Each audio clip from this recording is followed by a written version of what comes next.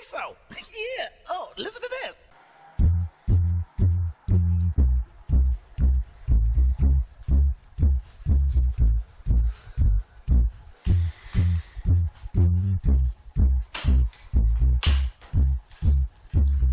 Salut à tous. On est le 5 octobre là, 2014 bien sûr. La manif pour tous recommence. Les pilotes de Formule 1 se plantent en voiture. Voilà, on est bien ce jour-là, je vous rassure. J'ai pas le journal pour vous montrer, mais pouvoir dire que je suis au courant des nouvelles.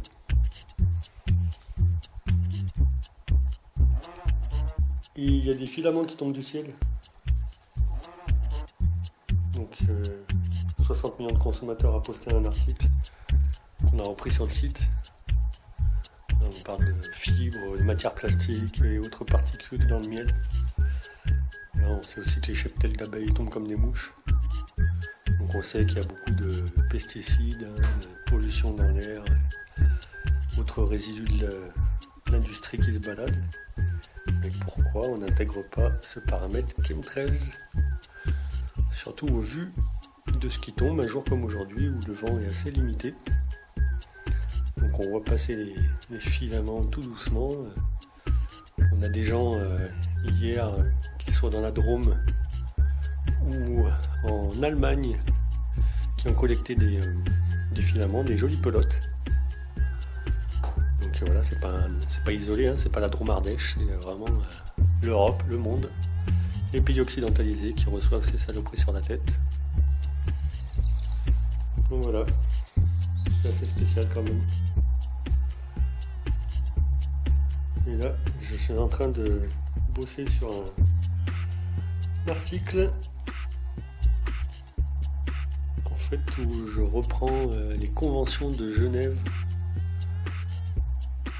de 1949 qui nous parle des problèmes environnementaux liés à des techniques de modification du climat en temps de guerre ou en temps de paix. Donc c'est un petit peu comme les conventions ENMOD, sauf que là c'est des volumes et des volumes entiers qui parlent de ça. Donc c'est assez spécial. Alors je vais vous faire une petite narration, hein, parce que le temps qu'on regarde les filaments tomber là, et avant que je poste l'article sur le site, je vais vous lire quelques passages là. Voilà, j'ai pris ça sous la main. Allez, ça commence. Donc paragraphe 3, protection de l'environnement naturel, introduction. Toute méthode et tout moyen de guerre conçu pour causer, ou même si ce n'est pas dans leur but, dont on peut s'attendre qu'ils causeront de graves dommages à l'environnement naturel, même incidemment, sont interdits.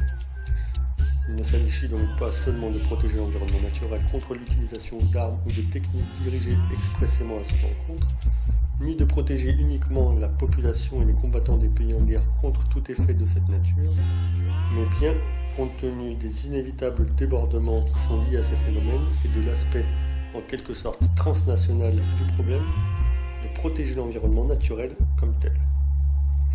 À notre époque, 1949, à notre époque, l'environnement est trop souvent atteint par une sorte de maladie que d'aucuns jugent honteuse, qui frappe surtout les pays industrialisés. La pollution, la laideur, la suie, le bruit et les états psychophysiologiques qui en résultent pour l'homme. Tout cela fait un milieu dégradé dans lequel l'homme est appelé à se mouvoir. Des mesures préventives ou correctives sont donc à prendre pour que ce milieu ne porte pas préjudice à sa santé physique ou mentale. Cette lutte est déjà engagée, aussi bien au niveau national qu'au niveau international. Au niveau national, l'action est menée par les pouvoirs publics qui vont parfois jusqu'à la mise sur pied d'un ministère de la qualité de la vie. Moi, c'est pas chez nous. Au niveau international, c'est la conférence des Nations Unies à l'environnement tenue à Stockholm en 1972 qui est à l'origine du programme des Nations Unies pour l'environnement et d'une déclaration connue sous le nom de Déclaration de Stockholm. La Croix-Rouge participe largement à cet effort du temps de paix, que ce soit sur le plan national, par l'entremise des sociétés nationales de la Croix-Rouge et du Croissant-Rouge, ou sur le plan international par l'intervention de leur organe fédératif, la Ligue des sociétés de la Croix-Rouge et du Croissant-Rouge. Donc les conventions datent de 1949 et les textes qui ont suivi, donc comme celui-ci, 1972. Après on a eu les conventions ENMOD en 1976.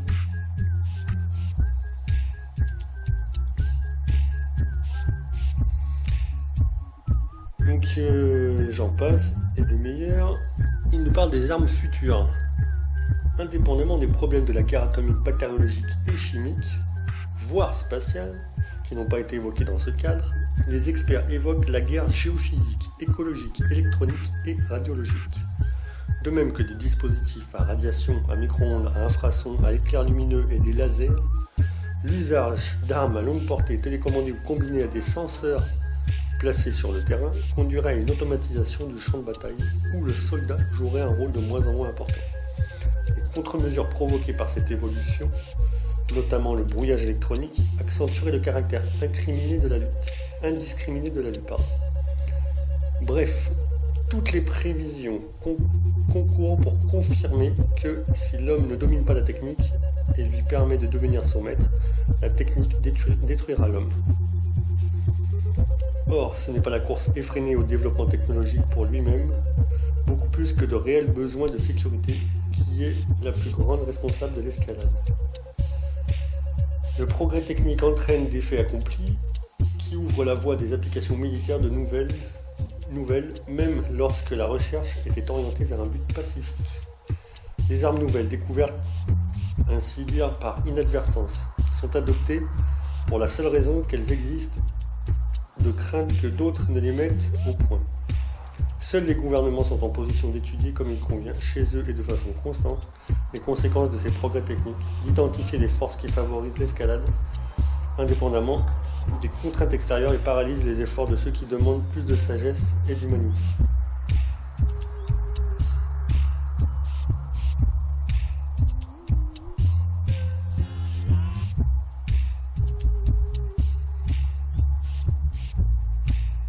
Voilà, donc on nous parle vraiment sans problème.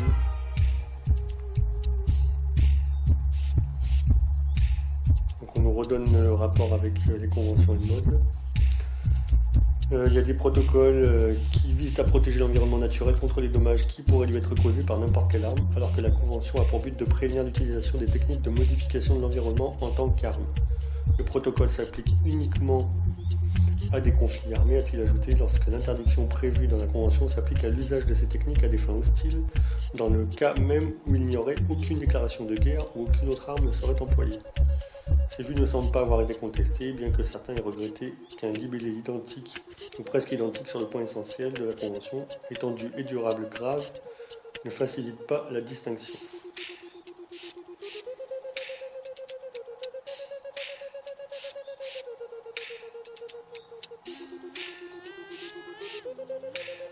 Donc tous nos décideurs des organes supranationaux, les bien-penseurs et tout ça étaient au courant de ce qui se passe. Donc c'est assez spécial. Conclusion, la guerre géophysique et la guerre écologique sont deux aspects d'un même sujet, traités dans deux instruments juridiques distincts. On devrait pouvoir retrouver les textes de loi inhérents à chaque pays. Elles font l'objet de dispositions redirigées parfois en termes semblables, ce qui souligne l'apparatement, mais ne doit pas prêter à confusion. La guerre géophysique vise par exemple la modification du temps ou du climat et le déclenchement de tremblements de terre. Elle est interdite par la Convention des Nations Unies sur l'interdiction d'utiliser des techniques de modification de l'environnement à des fins militaires ou toute autre fin hostile vis-à-vis de tout État parti à cette convention. Il s'agit d'une mesure de désarmement valable en temps de paix comme en temps de guerre. Le seuil de l'interdiction est déterminé par référence à l'étendue des dommages à la période pendant laquelle ils sont causés ou à leur gravité. Les ordres de grandeur sont de plusieurs centaines de kilomètres carrés pour l'étendue, de quelques mois ou une saison pour la durée et d'une perturbation sérieuse pour la vie humaine et les ressources naturelles ou autres en ce qui concerne la gravité. La guerre écologique 100 ans d'une perturbation sérieuse des équilibres naturels qui permettent la vie et l'épanouissement de l'homme et des organismes vivants. Perturbations dont les effets peuvent se faire sentir pendant une ou des décennies. Le présent paragraphe l'interdit, qu'elle soit menée intentionnellement ou non, par le recours exprès à des agents de guerre chimique, par exemple, ou qu'elle résulte simplement de l'emploi d'armes entraînant fatalement le même résultat sur de vastes étendues, peuplées ou non. En raison notamment de l'aspect transnational du problème, l'interdiction est absolue. Elle subsiste même en l'absence de toute menace directe pour la population, la faune, la flore de l'État ennemi. C'est l'environnement naturel lui-même qui est protégé, bien commun à tous, il doit rester affecté à l'usage de tous et être préservé. Voilà. Donc je vous en passe des pages et des pages. Je mettrai le lien de cet ouvrage sous la vidéo. Et de toute façon, vous aurez aussi l'article sur le site là dans les heures qui arrivent. Je ferai simplement comme pour les Nations Unies la dernière fois. J'ajouterai des captures d'écran à l'article.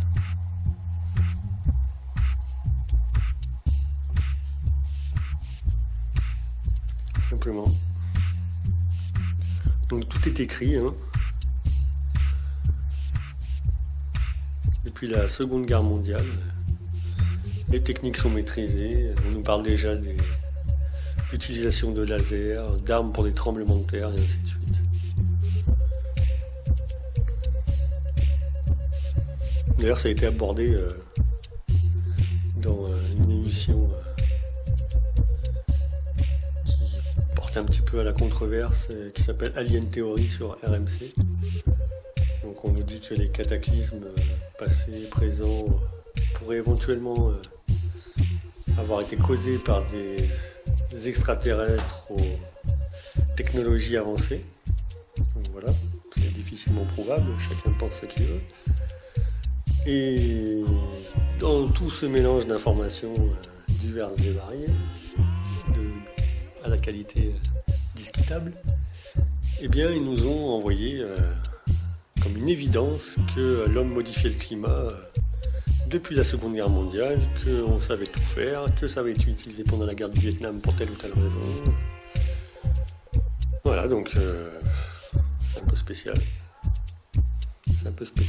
Alors est-ce que ça a été abordé au milieu de sujets discutables et aux sources farfelues pour pouvoir noyer le poisson, ou est-ce qu'il lance des pistes? Je sais pas. En tout cas, c'est ce qu'ils ont dit. C'était samedi 4 octobre au soir, Alien Theory sur RMC Découverte. Voilà, ils parlaient allègrement pendant pas longtemps, 3 minutes, des techniques en cours de modification du climat, que ça n'avait aucun secret pour l'homme. Donc pour ceux qui pensent que c'est pas possible, voilà, entre l'ONU qui nous dit ça, la télé qui commence un peu à lâcher, ce qui se passe au-dessus de nos têtes, des événements extrêmes pour augmenter la sensation de dérèglement climatique, pour mieux après nous vendre des solutions. Voilà. Comme je dis il n'y a pas longtemps, un ami, c'est le Truman Show. On vit vraiment dans le Truman Show.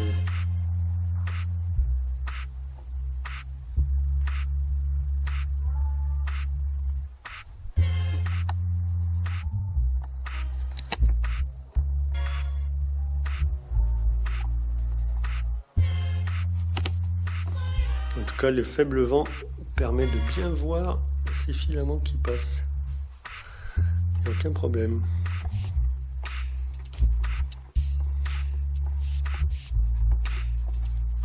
Il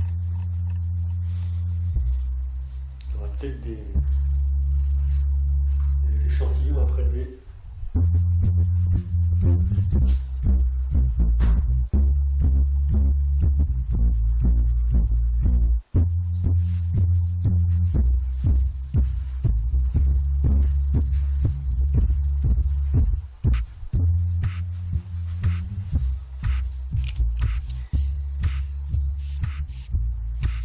Allez, n'hésitez pas à aller jeter un petit coup d'œil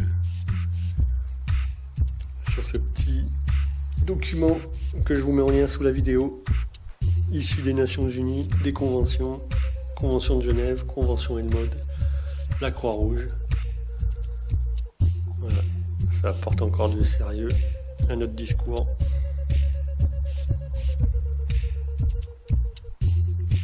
Allez, à bientôt.